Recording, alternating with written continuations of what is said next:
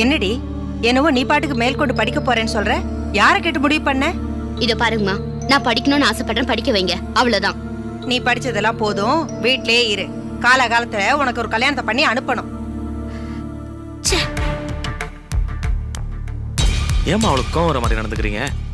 இன்னும் என்னடா, இந்த படிப்புக்கு அவ நம்ம உயிரை வாங்கிட்டா, மேற்கொண்டு படிக்க வைக்கிற செலவுக்கு 4 நகை நட்டை வாங்கி போட்டு கல்யாணம் பண்ணி அனுப்பலாம்ல? நான் சொல்றதுல என்ன தப்பு? தப்புன்னு இல்லம்மா, இப்ப இருக்கிற சூழ்நிலையில எதுவா இருந்தாலும் அவளுக்கு கோவம் வராம பக்குவமா எடுத்து சொல்லலாம் இல்லையா? என்னத்த பக்குவமா பேசுறது? எனக்கு ஏன் சுபா அப்படிதான் பேச தெரியும். வாழைப்பழத்துல ஊசி ஏத்துற மாதிரி எனக்கு பேச தெரியாது. அதுவும் உங்க மாமனார் மாதிரி. அவரையாம இப்ப இருக்கிற ஏதோ பேச்சு வாக்குல வந்துருச்சு.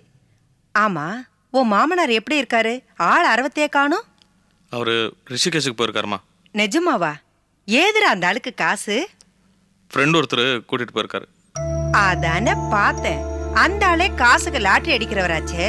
அப்புறம் என்ன கைலாசம் ரிஷிகேஷம் நினைச்சேன். ஓசி சவாரியா? அம்மா, அந்த கோபியும் அவங்க அப்பாவும் விஜய பொண்ணு கேட்டு சிதம்பரம் மாமா வீட்டுக்கு போயிருக்காங்க. ஆனா சிதம்பரம் மாமா உடனே முடியாதுன்னு சொல்லிட்டாராம். தப்புச்சார் போ. அவர் மட்டும் சரின்னு சொல்லிருக்கட்டும், அப்புறம் நடக்கிறது வேறையா இருந்திருக்கும். சரி சரி, நான் போய் மாவு அரைச்சிட்டு வரேன். அண்ணே, ஏனே மாமா கோபி வேண்டான்னாரு? தெரியலடா, ரிஷிகேஷ் போகிறதுக்கு சொல்லிக்க வீட்டுக்கு வந்திருக்காரு. அப்போ சரோ கிட்ட சொல்லியிருக்காரு, அவன் என்கிட்ட சொன்னான். எனக்கு புரியுது, நல்லா புரியுது. அம்மாவுக்கு பயந்துதான் மாமா வேண்டாம் சொல்லியிருப்பாரு கோபியை. பாருங்கண்ணே, இந்த விஷயத்துல யார் எப்படியோ நீங்க கரெக்டா இருக்கணுண்ணே. ஏன்னா கோபிக்கும் விஜய்க்கும் கல்யாணம் நடந்தே ஆகணும். நம்மளால அந்த ஹெல்ப்பை நிச்சயம் பண்ணி ஆகணுமே. இதில் நம்ம பேசி என்னடா பிரயோஜனம்? ஏன்னா விஜய்க்கு கூட பிறந்தவங்க உங்கள் அண்ணி, அவளுக்கே இது பிடிக்கல போல இருக்க. அண்ணி எப்படியாவது கன்வின்ஸ் பண்ணிக்கலாண்ணே.